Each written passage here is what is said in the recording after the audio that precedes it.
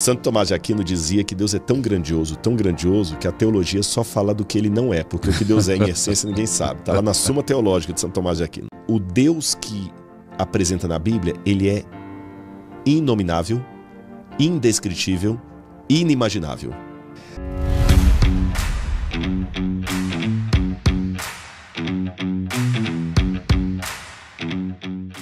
Vamos agora, minha cabeça está explodindo de perguntas. Mas eu espero aqui. que eu esteja sendo didático na resposta. Tá, lógico, muito.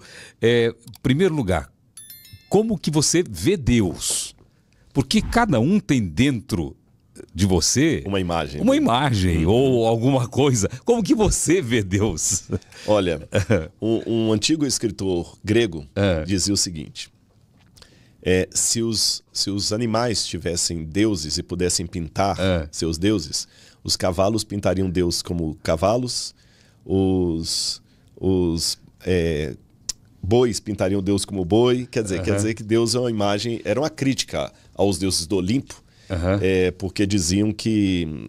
Estou querendo lembrar agora o nome do autor grego que falou isso, daqui a pouquinho vem. Dizia-se que Deus é apenas um fruto da nossa imaginação. E realmente, quem pode dizer que Deus não é apenas um reflexo daquilo que eu quero? E assim foi no paganismo. Se você pegar Zeus é apenas um espelho da humanidade que o produziu. Osíris é apenas um espelho do ideal egípcio, do ideal grego, dos romanos, Júpiter, né? Mas com a Bíblia não acontece isso. Por qual razão? Em primeiro lugar, porque o Deus que apresenta na Bíblia, ele é inominável, indescritível, inimaginável. E eu vou sair da Bíblia para entrar na filosofia. Então, para começar a dizer quem é Deus para mim, deixe-me dizer o que ele não é.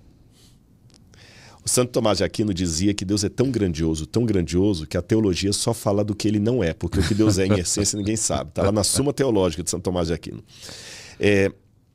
Imagine que o universo ele tem um diâmetro. Eu esqueci quantos milhões de anos-luz que é o tamanho do universo. Mas o universo ele tem limites. É finito, ele então. É finito. Finito, ok. Finito. Deus está acima do universo. Uau! Então não existe nenhum espaço que caiba Deus. Deus não duela com sua vontade. Deus tem um tempo próprio dele, que não é necessariamente o tempo humano. No tempo de Deus. Ele não teve princípio nem terá fim. Deus não sabe, Deus não aprende nada. Deus sabe tudo. Deus não raciocina. Deus sabe. Raciocinar e chegar a uma conclusão. Deus em si mesmo se basta. Não existe nada na natureza que se compare a ele.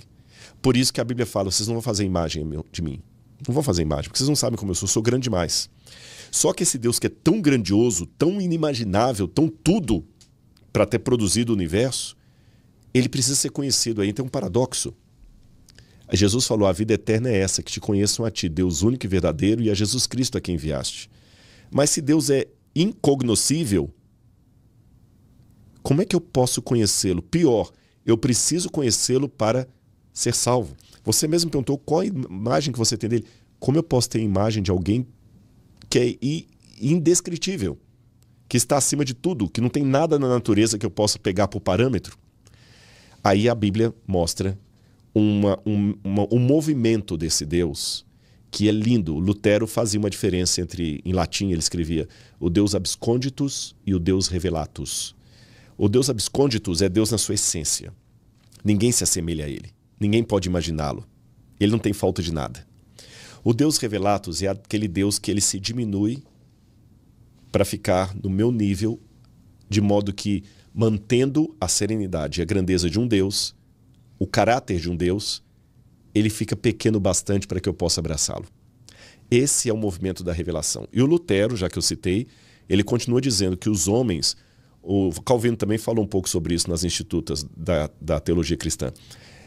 Que os homens usam uma máscara para esconder o rosto. Deus é o único que coloca uma máscara para revelar o rosto.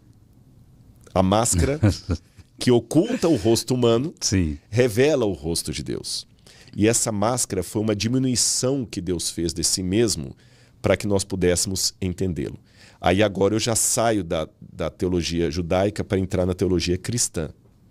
E como foi esse movimento? Paulo, o apóstolo Paulo, quando escreveu ali a sua epístola aos Colossenses, ele fala: tenham em vocês o mesmo, aos Filipenses, tenham em vocês o mesmo sentimento que houve também em Cristo Jesus, porque ele, existindo na forma de Deus, não ficou agarrado ao fato de ser Deus, antes a si mesmo se esvaziou, assumindo a forma de servo e vindo viver no nosso meio. Isso é fantástico. Essa palavra esvaziou em grego é kenosis. É como se você literalmente pega essa garrafa e você joga água aqui, olha. Não sei se a câmera está pegando, ó. Tá pegando. É isso aqui, ó. E diz que ele se esvaziou da sua divindade. Ficou oco. Foi a expressão que Paulo usou. E ele foi, e aí vem o complemento com o apóstolo João, esse verbo, ele se encarnou vivendo em nosso meio. Então Jesus se tornou Deus em forma humana. E o preço que ele pagou para se revelar foi se diminuir. Ele não perdeu as características dele de Deus. Deixou de usar. É como se de repente eu tivesse agora um Porsche do mais caro que você pode imaginar. E um belo dia você me vê andando a pé com a Laura na rua. Isso nunca vai acontecer. Mas só se de imaginar se trata. E você fala assim: ô Rodrigo, cadê o seu Porsche? Aquele carrão que você passava na rua. Todo mundo... Pois é, Celso, o negócio é o seguinte: a minha esposa adquiriu uma fobia de carro. Ela não pode andar em carro. Então eu amo tanto a minha esposa que o único jeito que eu tenho de caminhar com ela, sem ela passar mal, sem ela... é andando a pé. Mas e cadê aquele carrão seu? Não, tá lá, tá guardado na garagem, ele ainda é meu. Mas você tem que andar de carro. Falou: não, peraí. Se eu sou obrigado a andar de carro porque eu tenho carro, o carro é que é meu dono, não eu que sou dono dele. Se eu sou dono bastante para usá-lo ou não usá-lo. E sou dono bastante para, por amor à Laura, eu deixar o conforto de um automóvel e andar a pé no sol quente para andar do lado dela. Essa analogia que eu estou falando é o que Deus fez. Então, Jesus se esvaziou-se. Não perdeu. Deixou na garagem. Deixou na garagem. E ele veio fazer a missão dele aqui. Revelar o Pai. Revelar o Pai. E foi tentado... Como nós, a nossa semelhança. E quando ele foi tentado, ele estava... Como ser esvaziado. Esvaziado. Tanto é que Jesus nunca usou o poder dele que ele podia. Uma vez, eu estou escrevendo um livro. Falando em livro, temos que mostrar seus livros aqui. E esse outro eu vou mandar quando ficar pronto também, sobre Maria Madalena. Tá. E ali na correção, uma das editoras questionou uma coisa, falou: Rodrigo, mas é tão estranho falar que tem um conflito cósmico do bem e do mal. Não pode ter conflito entre Deus e Satanás. Eu falei: você tem razão. Num aspecto você tem razão, porque Deus é tão poderoso que se Deus lutasse com o diabo usando as forças de Deus, não teria luta. Teria massacre. Imagina o Mike Tyson.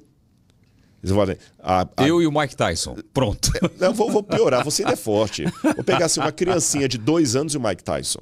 Não teria batalha. Vamos ver a luta hoje. Mike Tyson versus um menino de 2 anos. Não tem. Vai ter um massacre. Sim.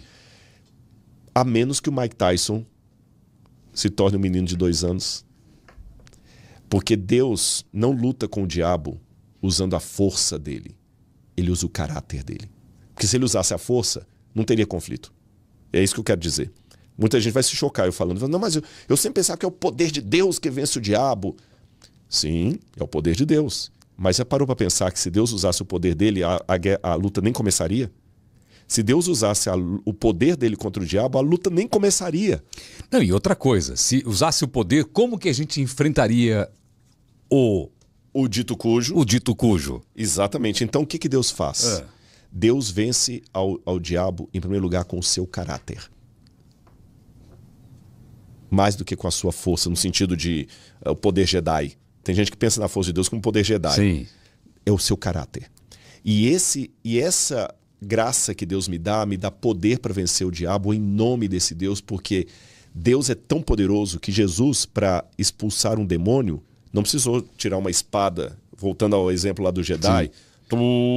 Aí o diabo sai correndo com a espada. Não. Jesus falou assim: sai dele agora. Só a palavra dele já era imbuída de autoridade, de dinamis, que é uma tradução para poder. A palavra dele já era poderosa. Ele não precisava de bater, nem de dar estrago.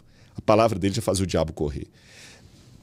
E mesmo ali enfraquecido no deserto, quando o diabo colocou em dúvida... Olha bem, como ele se esvaziou, Jesus... Vamos no raciocínio.